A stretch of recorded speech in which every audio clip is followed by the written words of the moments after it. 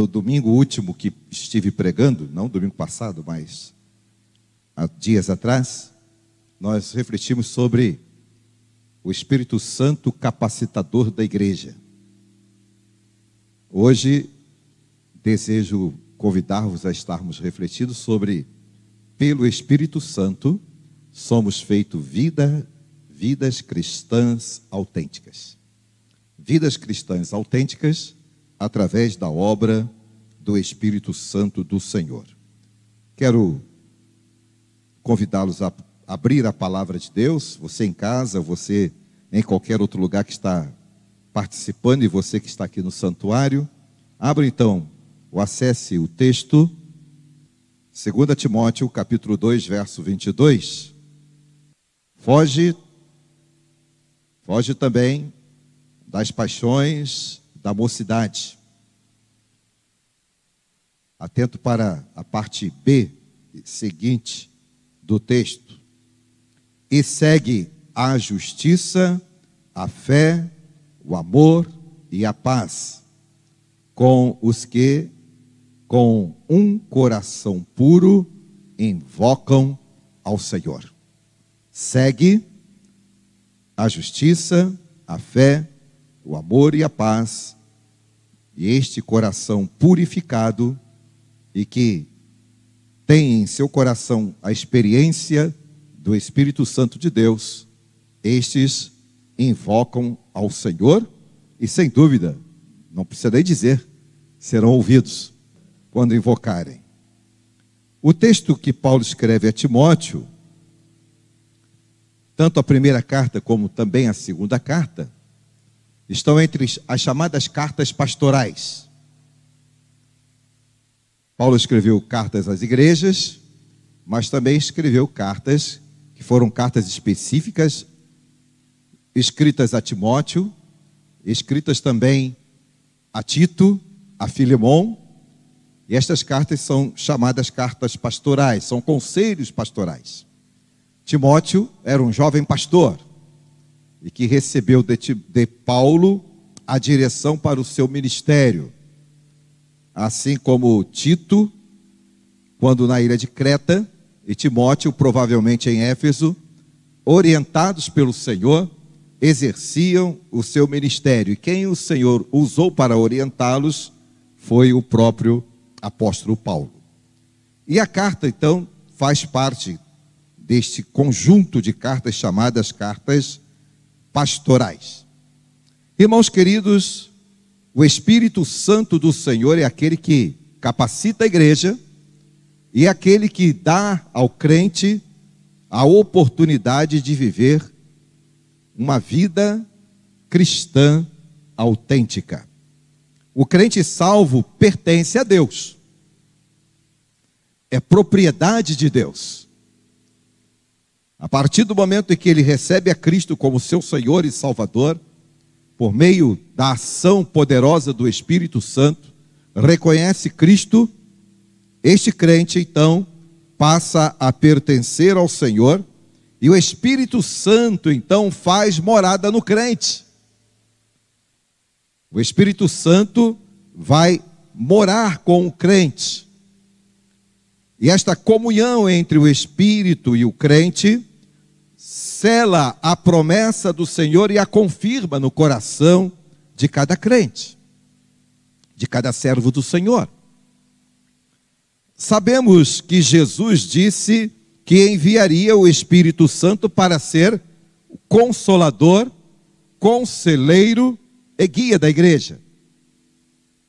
O consolador, para trazer a nós o consolo da presença do Senhor em nossas vidas. Conselheiro, para conduzir-nos no entendimento das circunstâncias à luz da palavra de Deus. E aquele que nos conduz, que nos guia na direção da vontade de Deus. Então sabemos que assim atua o Espírito Santo em nossas vidas, além de convencer o pecador do seu pecado, da justiça e do juízo. Vejam João 14, verso 16.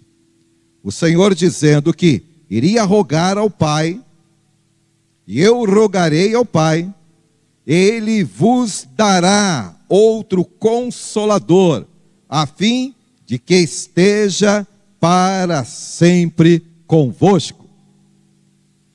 Como disse na ocasião em que refletimos a respeito do assunto Espírito Santo, Jesus mesmo disse que iria, mas estaria com os seus discípulos até a consumação dos séculos. E de que maneira Jesus está com os seus discípulos? De que forma Jesus está com a igreja? Jesus está com a igreja, com os seus discípulos, com os crentes, por meio do Espírito Santo dele em nós. Portanto, irmãos, Jesus enviou o Espírito, o seu Espírito, o Espírito Santo, como compensação da sua ausência física no meio dos apóstolos naqueles dias. Por isso ele disse Consolador. Mas a presença do Espírito Santo na igreja, a presença do Espírito no meio de nós, é para executar através dos salvos, é para executar através dos crentes a obra do Senhor, a sua obra em nós. E esta obra é executada pela igreja por meio do Espírito Santo até o dia da volta do Senhor.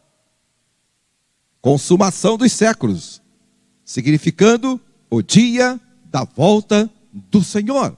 Então, Jesus vai voltar, e enquanto ele não volta, é o Espírito Santo do Senhor que nos move na direção de executar a obra do Senhor na terra, de fazer a obra do Senhor na terra.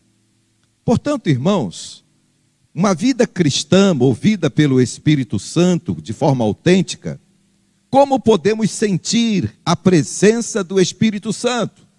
Talvez fosse esta a primeira interrogação que gostaria de convidá-los a pensar. Sabemos que o Espírito Santo testifica do Pai e do Filho, para que nós possamos entender, compreender a respeito do Pai e do Filho. E a comunicação entre o Espírito Santo e o Espírito do crente, ele testifica com o nosso espírito sobre a salvação e que somos feitos filhos de Deus. Então, é certo a partir da salvação.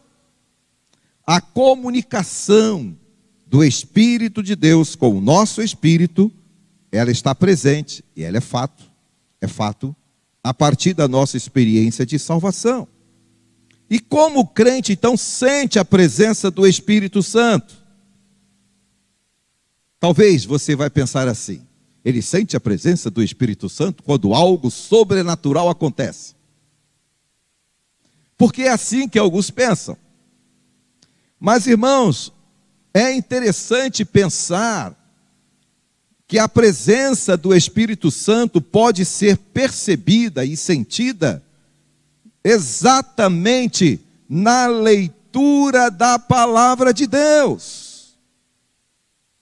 À medida que lemos a palavra, à medida que você que está em casa, você que está nos ouvindo à distância, lê a palavra, à medida que cada um de nós tomamos a palavra e dela fazemos a leitura. Então, é na leitura que descreve o que sentir a presença do Espírito Santo. É no conhecimento da palavra que encontramos a descrição, a revelação de como sentir a presença do Espírito Santo. A sua comunhão conosco, no dia a dia da nossa experiência com a palavra. Ler as Escrituras, irmãos, parece indicar ter uma intenção. A intenção com que o Espírito Santo é revelado por nós através das Escrituras de forma acentuada. Muito mais ainda do que uma sensação física ou emocional. Eu não estou dizendo com isso que Deus não possa agir de maneira sobrenatural, através de uma experiência pessoal. Mas o que vale uma experiência pessoal? Ou o que vale uma experiência emocional vazia da palavra? Não tem significado, não tem relevância. Então, é o conhecimento da palavra, a leitura da palavra, a reflexão da palavra, a aplicação da palavra, é que nos faz conhecer cada vez mais a ação do Espírito Santo, tornando a minha vida e a sua vida cristã autêntica. As Escrituras indicam a melhor descrição para que possamos sentir o Espírito e para que eu tenha ciência e consciência da presença do Espírito Santo no meu interior. Todo crente, irmãos, verdadeiramente nascido de novo, é habitado pelo Espírito Santo, como já podemos dizer. Por isso, é comum, irmãos, é comum esperar que todos os crentes sejam controlados pelo Espírito Santo. É comum que todo crente se submeta ao controle, à direção, à vontade do Espírito Santo. É incomum o crente fazer as coisas por ele mesmo, porque a presença do Espírito Santo em sua vida vai conduzi-lo na direção de submeter-se ao controle do Senhor por meio do seu Espírito. O apóstolo Paulo, ele comenta sobre esta verdade e ele usa uma ilustração para nos ajudar a compreendê-la. Efésios capítulo 5, verso 18. Esta ilustração do apóstolo dá à luz o que significa ser controlado pelo Espírito. Ele diz assim: e não vos embriagueis com o vinho, no qual há dissolução, mas enchei-vos do Espírito. A embriaguez controla, mas controla de forma errada.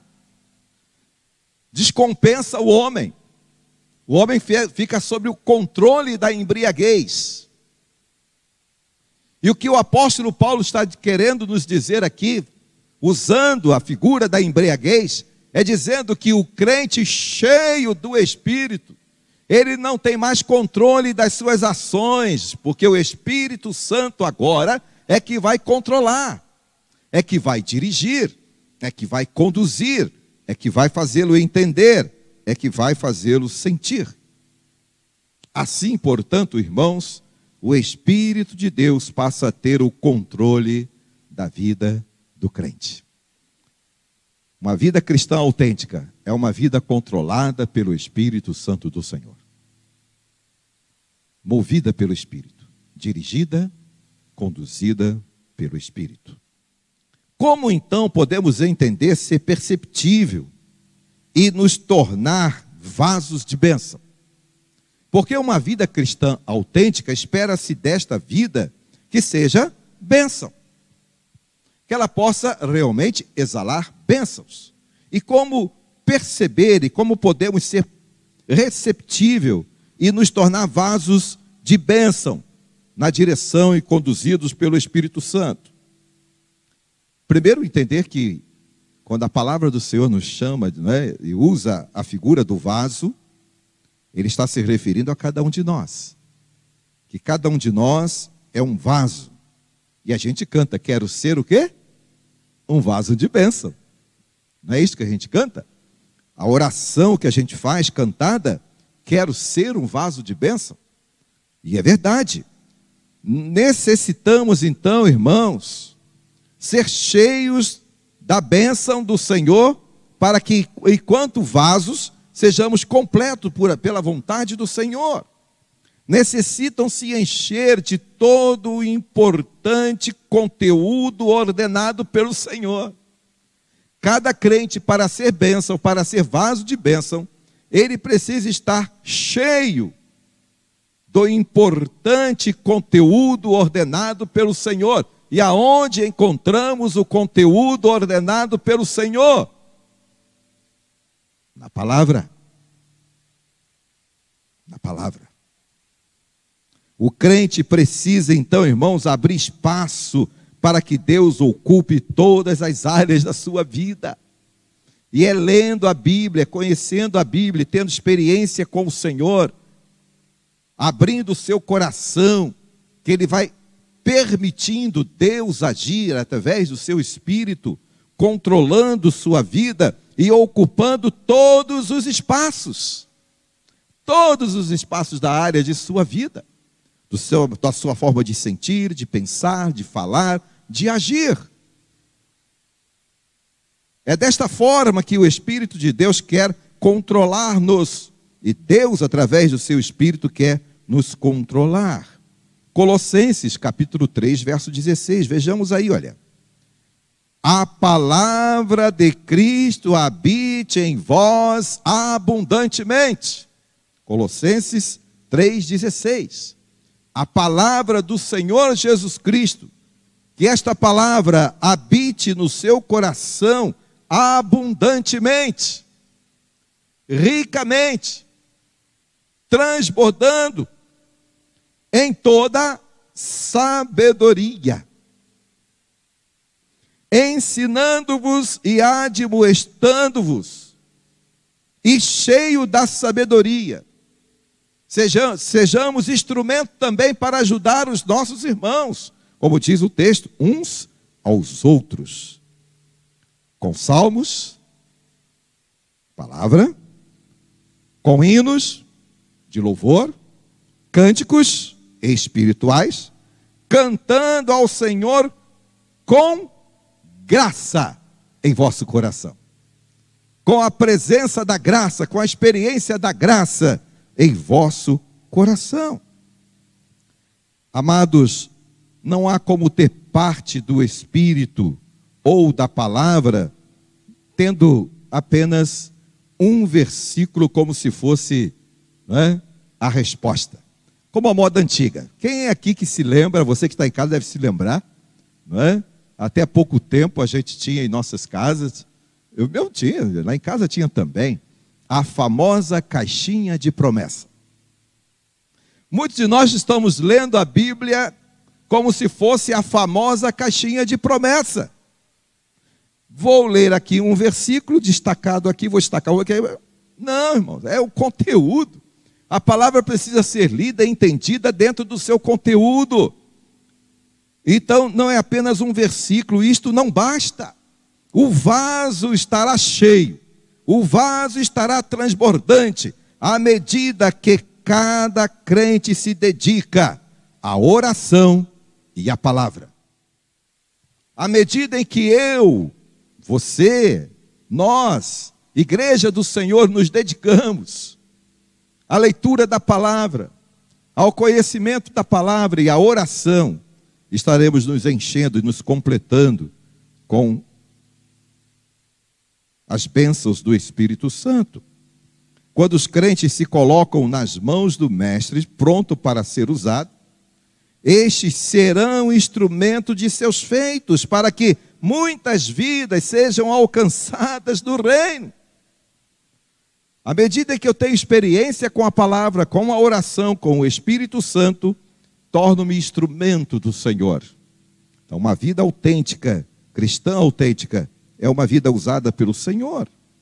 São condições básicas, irmãos, para ser um vaso cheio de bênção. Primeiro, o vaso precisa estar limpo, purificado, sem rachadura, pronto para ser cheio e usado por Deus. Então, é preciso estar limpo e sem rachadura. A Bíblia compara a vida do crente aos vasos de barro preparado pelo oleiro, por meio de um processo transformador, que vai além da aparência, né? Que afeta o caráter e o modo de vida de cada um de nós. Jeremias 18, verso 6. Vai à casa do oleiro. Esses dias mesmo, eu estava comentando com a minha esposa, né? Como é bonito o oleiro fabricando um vaso, moldando aquele vaso. É isto que Deus quer fazer. Por meio do seu Espírito, moldar-nos.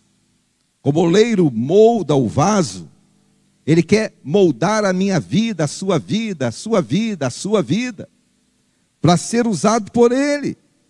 No entanto, irmãos, às vezes, uma rachadura em um vaso é quase que imperceptível, mas, mesmo que ninguém esteja vendo, o líquido vai vazando, sendo despejado, e o vaso fica vazio. Vaza. Há desperdício. Esses vasos são mais comuns do que a gente possa imaginar.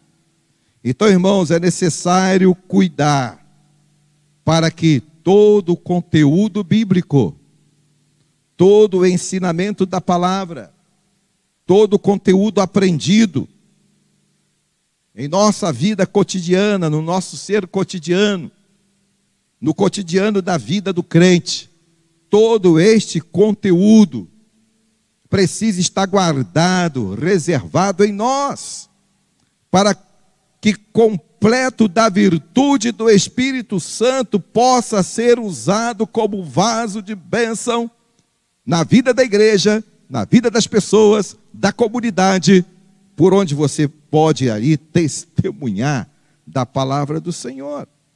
Principalmente, irmãos, neste tempo de tanta relativização. Os irmãos estão, pastor, só fala em relativização? É porque precisa ser a nossa voz de alerta para este tempo, viu, irmãos? E eu vou continuar falando. Porque nós precisamos alertar os crentes que nós estamos diante de uma sociedade que relativiza tudo. E nós, enquanto crentes, servos do Senhor, precisamos deter o conteúdo genuíno, completo, absoluto, verdade absoluta da palavra em cada um dos nossos corações, de nossas vidas, como verdadeiros vasos de bênção. Então, o crente autêntico precisa ser vaso de bênção por meio do Espírito Santo do Senhor. O crente autêntico é aquele que tem comunhão com o Espírito. A comunhão com o Espírito Santo na vida cristã. Quero ler com vocês 2 Coríntios, capítulo 13, versículo 14. A graça, que é favor e bênção espiritual, do Senhor Jesus Cristo, o amor de Deus e a presença e a comunhão do Espírito Santo estejam com todos. É a famosa bênção apostólica que o apóstolo Paulo entrega à igreja. E ele diz: a comunhão do Espírito Santo é para todos. Porque fomos alcançados pela graça do Senhor por meio do amor de Jesus, para viver a comunhão do Espírito. E o crente autêntico precisa ter comunhão com o Espírito Santo. Todas as três pessoas na divindade, Pai, Filho e Espírito Santo, são ativos neste companheirismo com o crente. O companheirismo do crente precisa estar realmente afetado pela presença e participação do Senhor através do Espírito Santo. São ativos na nossa experiência com o Senhor, tendo-o como nosso companheiro. Eu anotei uma frase que eu não encontrei o autor da frase. Então, mesmo sem encontrar o autor, mas dando a ele o crédito, que eu não sei quem é, a frase é esta: Jesus traz a graça, o Pai traz o amor e o Espírito a comunhão. É verdade. Jesus revela-nos a graça, que é a manifestação do amor do Pai, que por meio do Espírito temos comunhão com Ele, com o Senhor e uns com os outros. Então, ambos, graça, amor, são tão potentes e por que não dizer patentes em nossas vidas, que só podem originar de Deus. Efésios 2:8, pela graça sois salvos, por meio da fé. E por que não lembrar de João 3,16? Porque Deus nos amou profundamente, tal maneira é isto, profundamente, que nos deu o seu Filho unigênito, para que todos que creem não pereçam, mas tenham a vida eterna. Portanto, queridos, a graça, o amor, a comunhão, que vem do Senhor, e vem de maneira plena e completa para as nossas vidas. O Espírito Santo é a garantia desta comunhão. É o Espírito Santo que garante a comunhão. Então, como compreender o significado desta comunhão por meio do Espírito? A gente fala tanto em comunhão, né? E devemos falar sim. E devemos pregar a respeito da comunhão. O sentido comunhão na palavra de Deus precisa ser compreendido na sua relação entre o crente e o Espírito Santo. Deus tem a sua comunhão conosco por meio do seu Espírito. A palavra comunhão vem do Novo Testamento, na sua origem, na língua grega, koinonia, que significa ter comunhão, promover a confraternização, viver o compartilhamento e ter parceria. Então, são estes os significados da experiência da nossa comunhão com Deus, da nossa koinonia com o Senhor. Comunhão é estarmos com Ele, compartilhando com Ele, tendo parceria com Ele, ter intimidade com Deus, ter amizade com Ele e perceber a sua camaradagem para conosco. Ter comunhão significa ter sintonia de sentimento, de modo de pensar, da forma de agir ou sentir e da maneira como nos identificamos. Isto significa ter comunhão. A confraternização promovida pelo Espírito Santo entre nós e Deus, você simplesmente se confraterniza, ou seja, mantém-se unido com o Espírito Santo que habita dentro de você. A confraternização tem a ideia de estarmos unidos por meio do Espírito Santo. O compartilhar, você derrama o seu coração e Ele, Deus, derrama o coração dele em nós por meio do seu Espírito. Você compartilha a sua alegria e Ele compartilha a alegria dele por meio do seu Espírito. Como escreveu o grande Lucas em Atos 15, verso 28. Pois pareceu bem o Espírito Santo e a nós o compartilhamento daquilo que Ele tinha para nós para ser levado às igrejas. A parceria é o Espírito Santo tornando-se parceiro. As Sagradas Escrituras estão cheias de frases que nos mostram a parceria do Espírito Santo com o crente e com a igreja. Olha aí, trabalhando com eles, o Espírito em nós. São frases que encontramos no Novo Testamento, nas Escrituras, que mostram-nos esta parceria que Deus faz conosco através do seu Espírito, trabalha conosco e o Espírito dele está em nós.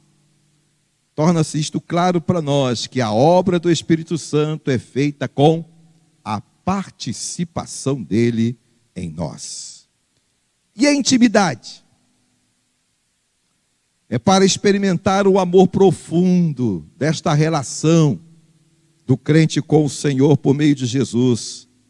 A intimidade significa conhecer a Deus, conhecê-lo realmente, como diz as Escrituras, não apenas de ouvir, mas de perceber, de sentir, por meio do Espírito Santo, porque é o Espírito Santo do Senhor que proporciona esta intimidade, de forma que você pode falar com Deus, e o Espírito Santo até mesmo interpretar o que estamos falando, devido à intimidade que temos.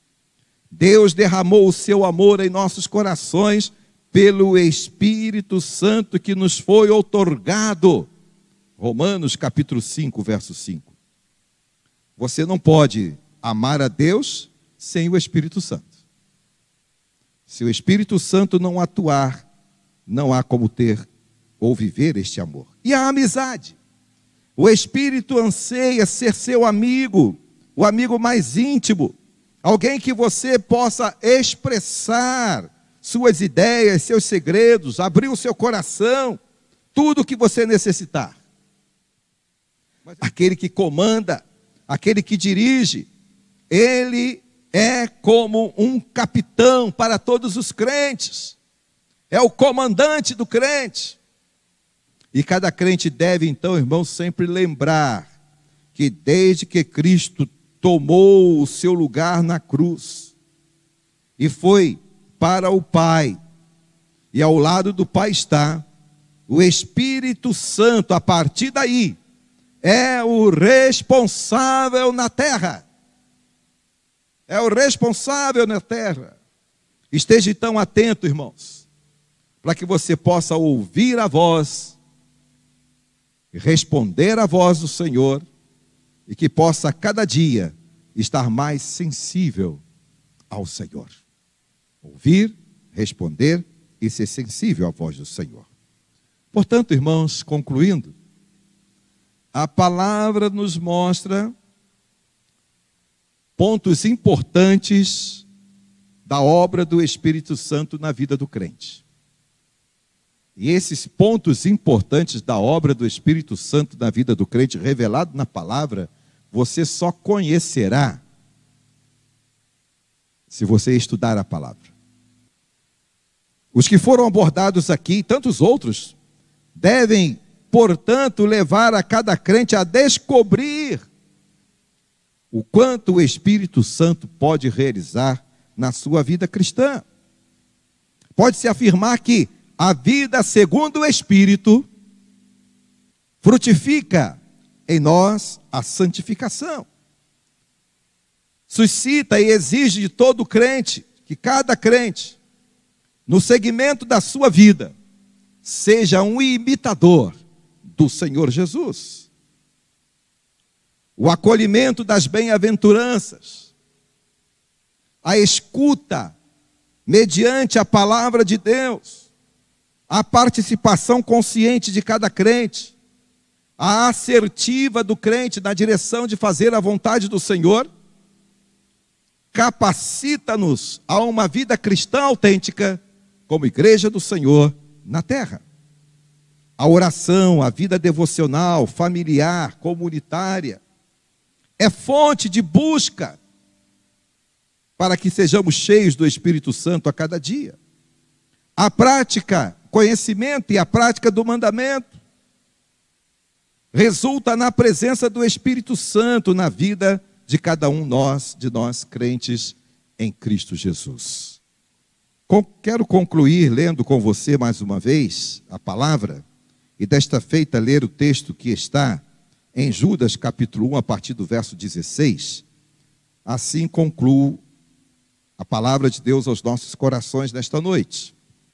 Estes são murmuradores, queixosos de sua sorte, andando segundo as suas concupiscências, e cuja boca diz coisas muito arrogantes, admirando as pessoas por causa do interesse. Judas está falando exatamente do quadro que vivemos neste mundo de pessoas vazias do Espírito Santo. Mas vós, amados, é como dissesse assim: vocês são diferentes. Lembrai-vos da palavra que foram preditas pelos apóstolos do Senhor Jesus. Ou seja, lembre a palavra que foi enxertada no seu coração, os quais vos diziam que nos últimos tempos haveriam escarnecedores, que andariam segundo as suas impiedades e concupiscência. Ou seja, nada do que está acontecendo para nós hoje, irmãos, é novidade. Tudo isso já havia sido dito.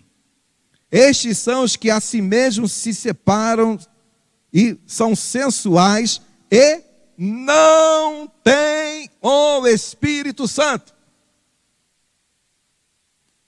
Negam a fé, negam a verdade e não têm o Espírito Santo. Mas vós, verso 20, sois edificados, e vós mesmos, sobre a vossa santíssima fé. Por isso vocês oram no Espírito Santo. E verso 21, conservai-vos a vós mesmo no amor de Deus, esperando a misericórdia de nosso Deus Jesus Cristo para a vida eterna. Conservai-vos a vós mesmo no Espírito Santo de Deus, no amor de Deus, conservando-vos como cristão autêntico, para a glória e honra do nome do Senhor. Amém? Amém. Ó Deus, muito obrigado por tua palavra. Obrigado pela oportunidade de compartilhar a tua palavra. Obrigado, Deus, porque o teu Espírito nos conduz a viver a tua palavra, a capacitar-nos a sermos crentes autênticos, genuínos, prontos a testemunhar do teu amor e da tua graça. Senhor, leva-nos aos nossos lares, guarda-nos com tua graça. Meus irmãos e minhas irmãs que estão ouvindo o culto através da internet, sejam eles também agraciados pela tua palavra dita nesta noite aos nossos corações, assim como cada um de nós que aqui estamos. Ó Pai, que o teu amor e a graça redentora de teu Filho Jesus e a doce e santa comunhão do teu Espírito seja, Senhor, com o teu povo reunido neste santuário, com aqueles que estão participando do culto onde estiverem neste momento, e com todos os que servem ao Senhor espalhado pela face da terra, agora e para todo sempre. Amém.